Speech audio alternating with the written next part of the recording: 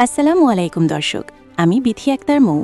শুরুতেই জানাবো আজকের ঘটে যাওয়া গুরুত্বপূর্ণ খবরের শিরোনাম, এরপর থাকছে বিস্তারিত। তো এক নজরে দেখে নেওয়া যাক আজকের প্রধান শিরোনামগুলো। এবং সর্বশেষ জানিয়ে দিব, ওসমান হাদির উপর হামলা কোটি টাকার মাস্টার প্ল্যান। অনুসন্ধানে বেরিয়ে আসলো নির্বাচন আটকানোর চাঞ্চল্যকর তথ্য। এবার হাসিনাকে ফেরত দিতে সম্মত হলো নয়াদিল্লি। বিএনপির সাথে ভারতের গোপন চুক্তি, চাঞ্চল্যকর তথ্য ফাঁস।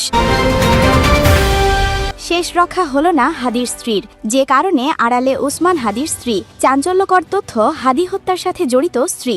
সিআইডি তদন্তে বেরিয়ে আসলো চাঞ্চল্যকর তথ্য। বাংলাদেশের গণমাধ্যম জগতে এমন ঘটনা বিরল। খুবই কম ঘটে যেখানে সাংবাদিকদের ক্যামেরা অসহায় হয়ে পড়ে, যেখানে শত চেষ্টা করেও একটা মুহূর্ত ধারণ করা যায় না। গত কয়েকদিন ধরে সারা দেশে যে খবরটি আলোড়ন তুলেছে সেটি হলো শরীফ ওসমান হাদির মৃত্যু। কিন্তু এই মৃত সংবাদের পাশাপাশি আরেকটি বিষয় মানুষের মনে গভীর কৌতূহল জাগিয়ে তুলেছে, সেটি হলো তার স্ত্রীর পরিচয়। কে এই রহস্যময় নারী, যাকে আজ পর্যন্ত কেউ দেখতে পায়নি? কেন তিনি এতটা আড়ালে থাকেন? স্বামীর মৃত্যুর পরেও কেন তিনি জনসম্মুখে আসেননি? এই প্রশ্নগুলোর উত্তর খুঁজতে গিয়ে যা বেরিয়ে এসেছে সেটা সত্যি অবিশ্বাস্য। গত কয়েকদিন ধরে দেশের বিভিন্ন প্রান্তে মানুষ শরীফ ওসমান হাদির মৃত্যু সংবাদে নানা প্রতিক্রিয়া দেখিয়েছেন। কেউ শোকে মুহ্যমান, কেউ বা স্বস্তির নিঃশ্বাস ফেলেছেন। কিন্তু সবার মনেই একটা প্রশ্ন ঘুরপাক খাচ্ছে, এত বড় একজন ব্যক্তিত্বের স্ত্রী কোথায়?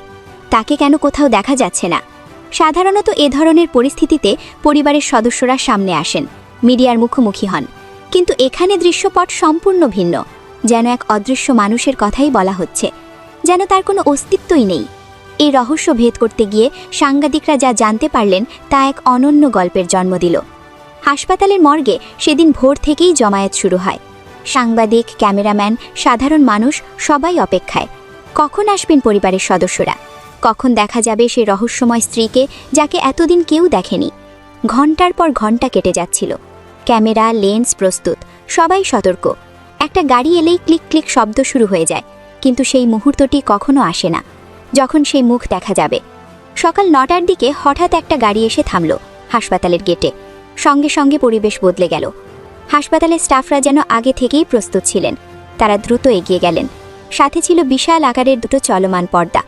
এই পর্দা দেখে সবাই বুঝল যে এবার কিছু একটা ঘটতে যাচ্ছে। গাড়ির দরজা খোলার আগেই সে পর্দা দিয়ে গাড়িটিকে সম্পূর্ণভাবে ঘিরে ফেলা হলো। ভেতরে কে আছেন তা দেখার কোনো উপায় রইল না। সাংবাদিকরা কাছে যাওয়ার চেষ্টা করলেন, কিন্তু নিরাপত্তা কর্মীরা কঠোরভাবে সবাইকে দূরে সরিয়ে রাখলেন। কেউ কেউ উঁচু জায়গায় উঠে দেখার চেষ্টা করলেন, কিন্তু সে পর্দার উচ্চতা এতটাই বেশি ছিল যে কোনোভাবেই ভেতরে দৃষ্টি ফেলা সম্ভব হলো না। এক সাংবাদিক জানালেন যে তিনি 15 বছর ধরে পেশায় আছেন, কিন্তু এমন দৃশ্য কখনোই দেখেননি। সাধারণ মানুষ প্রচার চায়, ক্যামেরার সামনে আসতে চায়, কিন্তু এখানে উল্টো চিত্র। এখানে আড়াল যাওয়া হচ্ছে, এবং সে আড়াল এতটাই নিখুঁত যে একটা ছায়াও ধরা পড়ছে না। পর্দার আড়ালে কি হচ্ছিল সেটা জানার কোনো উপায় নেই। শুধু অনুমান করা যাচ্ছিল যে ভেতরে কেউ একজন গাড়ি থেকে নামছেন, তারপর ধীরে ধীরে মর্গের দিকে এগিয়ে যাচ্ছেন। সেই চলমান পর্দা তার সাথে সাথেই চলছে, যেন একটা চলন্ত দেওয়াল, যেন একটা অদৃশ্য দুর্গ। কেউ ভেতরে ঢুকতে পারছে না, কেউ বাহির থেকে দেখতেও পারছে না। হাসপাতালের ভেতরে যারা ছিলেন তাদের কাছ থেকে পরে কিছু তথ্য জানা যায়। তারা বলেছেন যে মর্গে প্রবেশের আগে সেখানকার সব পুলিশ স্টাফদের বাইরে যেতে বলা হয়। শুধু মহিলা স্টাফরা ভেতরে ছিলেন, এবং তারাও নির্দেশনা পেয়েছিলেন যে কোনো ছবি তোলা যাবে না, মোবাইল ফোন বাইরে রাখতে হবে। এই নির্দেশনা এতটাই কঠোরভাবে মানা হয়েছিল যে ভেতরে কি ঘটছে তার কোনো রেকর্ডও ছিল না। একজন মহিলা স্টাফ পরে অফ দ্য রেকর্ডে জানিয়েছিলেন যে ভেতরে একজন নারী এসেছিলেন। তিনি পূর্ণ পর্দায় ছিলেন, মাথা থেকে পা পর্যন্ত কালো কাপড়ে ঢাকা, শুধু চোখও দেখা যাচ্ছিল না। হাতে মোজা ছিল, পায়ে মোজা ছিল, কোনো অংশ উন্মুক্ত ছিল না। তিনি তার স্বামীর মর্দে দাঁড়িয়েছিলেন কিছুক্ষণ। কি বলেছিলেন বা কেঁদেছিলেন কিনা সেটাও জানা যায়নি, কারণ কেউ কাছে যাওয়ার সাহস পায়নি। শুধু দূর থেকে দেখেছেন যে তিনি স্থির হয়ে দাঁড়িয়েছিলেন বেশ কিছুক্ষণ। মর্গ থেকে বের হওয়ার সময়ও একই দৃশ্য। সেই বিশাল পর্দা আবারও সক্রিয় হলো। গাড়ি পর্যন্ত পৌঁছে দেওয়া হলো তাকে। কেউ একটা ছায়াও দেখতে পেল না। গাড়ি চলে গেল। সাংবাদিকরা হতবাক হয়ে দাঁড়িয়ে রইলেন। এত প্রস্তুতি নিয়ে এসেছিলেন, কিন্তু একটা ফ্রেমও পেলেন না। এই ঘটনার পর সবার সামনে একটাই প্রশ্ন জমা হতে থাকলো, কে এই নারী? কেন এতটা কঠোরভাবে পর্দা মানেন তিনি?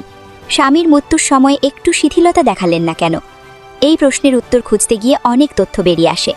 জানা যায় যে শরীফ ওসমান হাদি 2020 সালে বিয়ে করেছিলেন। তার স্ত্রীর নাম রাবেয়া শম্পা। তিনি অবসরপ্রাপ্ত পুলিশ সুবেদার সুলতান আহমেদের কন্যা। বিয়ের পর থেকেই তিনি সম্পূর্ণ আড়ালে ছিলেন। ওসমান হাদির মতো এত পরিচিত মানুষের স্ত্রী হয়েও তাকে কেউ কখনো দেখেনি। কোনো অনুষ্ঠানে তাকে দেখা যায়নি, কোনো সামাজিক মাধ্যমে তার কোনো ছবি নেই। পরিবারের বাইরে কেউই তার মুখ চেনে না। 2024 সালের 21শে ফেব্রুয়ারি তাদের ঘরে একটি পুত্র সন্তান জন্ম নেয়। সেই সময়ও তিনি সম্পূর্ণ আড়ালে ছিলেন। হাসপাতালে যাওয়া আসার সময় একই ধরনের ব্যবস্থা নেওয়া হয়েছিল। কেউ তাকে দেখতে পারেনি, শুধু জানা গেছে যে একটি ছেলে হয়েছে। মা ও শিশু উভয়ে সুস্থ আছেন। যারা এই পরিবারের কাছের মানুষ তারা জানিয়েছেন যে রাবেয়া শম্পা অত্যন্ত ধার্মিক একজন নারী। ইসলামের পর্দার বিধান তিনি অক্ষর অক্ষরে মেনে চলেন। তার মতে পর্দা শুধু কাপড়ের বিষয় নয়, এটা একটা জীবন দর্শন, একটা বিশ্বাসের প্রতিফলন। এই বিশ্বাস থেকে তিনি কোনো অবস্থাতেই সরে আসতে একদমই রাজি না। ওসমান হাদির জীবদ্দশায় যখন তিনি বিভিন্ন অনুষ্ঠানে যোগ দিতেন তখনও স্ত্রীকে সাথে নিতেন না। অনেকে এটা নিয়ে কৌতূহলী হতেন, জিজ্ঞেস করতেন কেন আসেন না। উত্তর পেতেন যে তিনি পর্দানশীল, তিনি বাইরে বের হন না। এর উত্তরেই কেউ সন্তুষ্ট হতেন, কেউ বিস্মিত হতেন, কিন্তু কেউই তাকে কখনোই দেখার সুযোগ পাননি।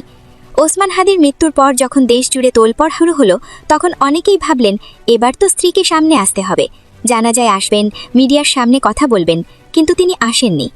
জানাজায় নারীদের অংশগ্রহণ নিয়ে ইসলামের বিভিন্ন মতামত আছে। তিনি সে মত অনুসরণ করেন যেখানে নারীদের জানাজায় যাওয়া উচিত না, তাই তিনি বাড়িতেই ছিলেন।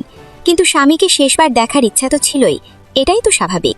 জীবনসঙ্গীকে শেষবার দেখতে কে না যায়, তাই তিনি মর্গে গিয়েছিলেন। কিন্তু সেখানেও তার পর্দার কোনো শিথিলতা হয়নি, বরং আরও কঠোরভাবে মানা হয়েছে, কারণ সেখানে মিডিয়া ছিল, ক্যামেরা ছিল। একটা ছবি উঠে গেলে সারা জীবনের পর্দাটা বৃথা হয়ে যেত, তাই এত সতর্কতা। এই ঘটনা নিয়ে সামাজিক মাধ্যমে তুমুল আলোচনা শুরু হয়েছে। অনেকেই তার এই দৃঢ়তার প্রশংসা করেছেন, বলছেন এই যুগেও যে এমন পর্দানশীল নারী আছে সেটা দেখে ভালো লাগলো। একজন লিখেছেন যে এই মহিলা প্রমাণ করে দিলেন যে পর্দা কোনো বাধ্যবাধকতা নয়, এটা নিজের পছন্দ, নিজের বিশ্বাস, এবং সে বিশ্বাসে অটল থাকাটাই আসল শক্তি। আবার কেউ কেউ ভিন্ন মত প্রকাশ করেছেন। তারা বলছেন এটা অতিরিক্ত, স্বামীর মৃত্যুর সময় একটু শিথিল হওয়া যেত। কিন্তু এই মতামতকে অনেকেই প্রত্যাখ্যান করেছেন। তারা বলেছেন যে বিশ্বাস তো বিশ্বাসই, সেখানে কোনো ছাড় থাকে না। এই ছিল এখনকার গুরুত্বপূর্ণ খবর। ভিডিওটি ভালো লাগলে লাইক দিন, শেয়ার করুন এবং সাবস্ক্রাইব করতে ভুলবেন না। পরবর্তী আপডেটে আবার দেখা হবে, ততক্ষণ পর্যন্ত ভালো থাকুন।